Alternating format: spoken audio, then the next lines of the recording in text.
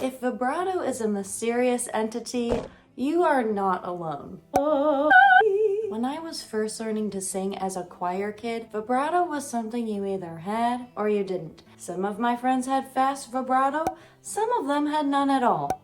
Now that I'm a voice coach and I teach many styles of singing, lots of people come to me asking how they can control their vibrato. What if I told you the secret to vibrato is not trying at all? In this video, I'll give you the rundown on vibrato and give you some exercises to try to bring out your natural shimmer.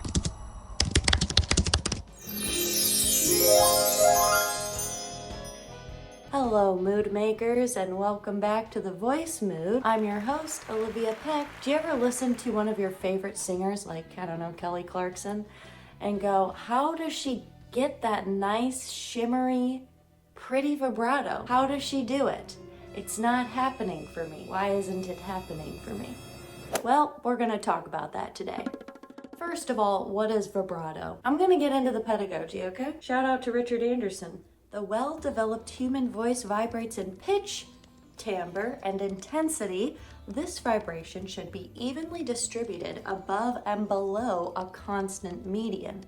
Vibrato indicates a free, energized vocal production. It is also more interesting than straight tone, or string players would not work for years to perfect a vibrato similar to that which is inherent in the voice. And the cure lies in proper vocal production rather than controlling the vibrato consciously. This is another great book that was recommended in the Voice Teacher Facebook group that I'm in. Boy, does it get heated in there. Here's their definition of vibrato. The vocal folds are something like two ribbons held at the front end and the back end, and when they're set in motion, they will oscillate. If you don't have any vibrato and you're singing, or the vibrato is too wide, like very loose string, or a table with an uneven leg, or too fast, like the sound of a bleeding goat, it's a sign that the voice is out of balance. The airflow and muscle activity aren't coordinated. I mean, I couldn't have said it better myself. Hey, yeah, we're talking about vibrato. It's about vibrato. Having a little bit of So to tell you the truth, vibrato is something I point out to singers instead of trying to create vibrato with them. They'll sing something like, oh, say, can you see? And I'll go, oh my gosh, did you hear that? That was really nice. A little shimmer there. And they'll go, what? And I'll go, a little shimmer. And they'll go, what is shimmer? And I'll say, vibrato. It was really nice. Sorry, my dogs are just walking all over the place. Sometimes I'll call it spin. See, a little spin. Over time, students generally equate vibrato with having a tension-free, supported singing voice. Vibrato is a natural thing that happens when our soft palate is a little bit lifted, so we've got the space for that vibration. We don't have a lot of tension in our jaw or tongue or throat, and we've got a steady supply of air evenly pushing out, vibrating our vocal folds. And yeah, if it flows naturally, great, but we can also have bad vibrato or too much vibrato too. So it doesn't necessarily indicate that your voice is totally working in perfect healthy condition if you have vibrato, because you can go overboard with it, just like everything else. And on the other side, if you sing with little or no vibrato, that doesn't necessarily mean that your voice is bad either. Having a little bit of vibrato shows that your voice is healthy, and it also can add to expression, the emotional buildup of a song or the come down of a song. Here are some telltale signs our technique is not supporting our vibrato and how to fix it. First, let's talk about straight tone. Straight tone is exactly what it sounds like. It's no vibrato at all. Not a hint of vibrato. None. Straight tone could be the result of trying to control our voice here. Row, row, row your boat, instead of here and here. So think of that nice O vowel and let's use it to our advantage. Oh, row, row. And we don't have to lift it like opera style. Row, row, woo. Just lift it a little bit. Row, row, row your boat gently down the stream. To not get in the weeds with soft palate, just taking a little bit more height to my voice and practicing speaking row, row, row your boat, and maybe a higher pitch, similar to the way Julia Child speaks. But again, you don't have to overdo it, just give it a little more space. And with doing that, I did have to use a little bit more air to boost that sound, boost that vibration, and stay connected to it. All right, let's talk about wobble. Row, row, gently down the street. That's kind of hard for me to do, but you've heard it, maybe. Wobble is that slow vibrato that sounds a little pushed. Wobble also indicates that maybe we're controlling our voice from here. Row, row, row. It's like we're trying to control that vibrato from our throat. So do the same thing. Create that lift. Row, row, row. Okay, it's kind of helping me get rid of that pushed vibrato. Another thing with this wobble situation is you might not be connected to your breath quite enough. Row, and that's why you're like grabbing here.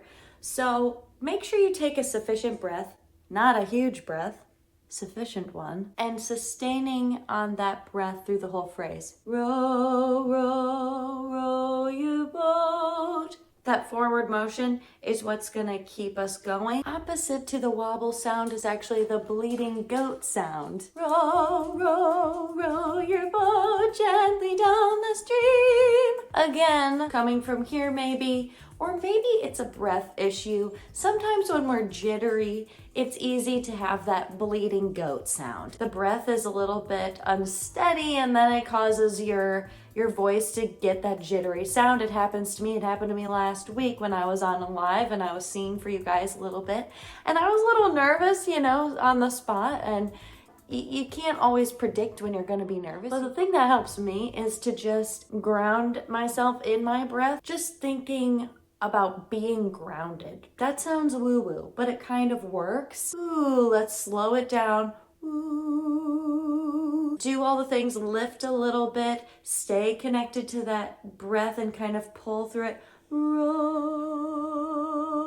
If you know what healthy vibrato feels like, you can use that when you feel like your voice is out of control because you're a little jittery. It's a sort of a muscle memory thing. I hope that helps. Sometimes our voices do things that feel like they're out of our control, especially if we're sick or super nervous, and that's normal, and that's why practice is so important so that we can tap into our muscle memory. We're singers. Our voices might be different every day, and that's really what makes our instrument so different. And I think it's important to remember that. What are some good exercises that we can do to foster good vibrato, good natural vibrato? I have a couple for you. I recommend putting a spotlight on breath control.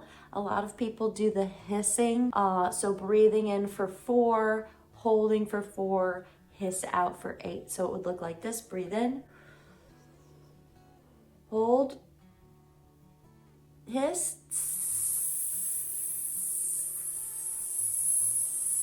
and you can gradually add to the hiss time. Double it, make it 16 seconds. Make it, 20 seconds, then go for 30 seconds, see how long you can hold it. But, I have to say this about hissing.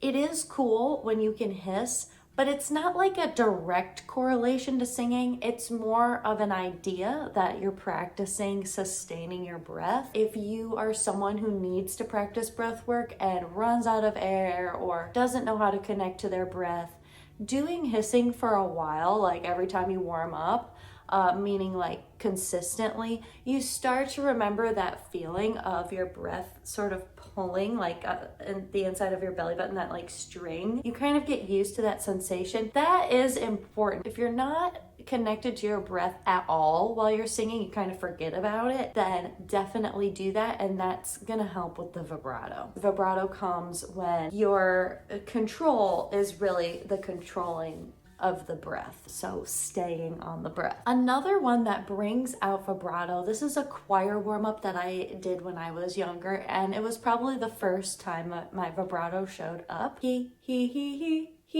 ha, ha, ha. I'll do it again. He, ha, ha, ha. If you notice, we start out on that closed, bright forward vowel, flat tongue, he. You could even put a little spin on that, or you could just do the he, really short, really staccato. And then our soft palate naturally snaps up when we do the ha, ha, ha, ha, ha, ha. And because of the setup with the he, our breath is engaged. He. I'm really moving that breath, and it's kind of springboarding us up on that nice open vowel, the exact space we would need for that natural vibrato, and hopefully it flows right out. And if not, it's a good one to practice. Well, I love to hear your thoughts and opinions, so please drop them down below. I make these videos for you, so tell me, what should the next one be about? I'm really excited to see you all also at the live. And if you can't make the live, it's fine. Just drop your question in the comments and I will answer it on my live for y'all. And as Lester Holt says, take care of yourself and each other.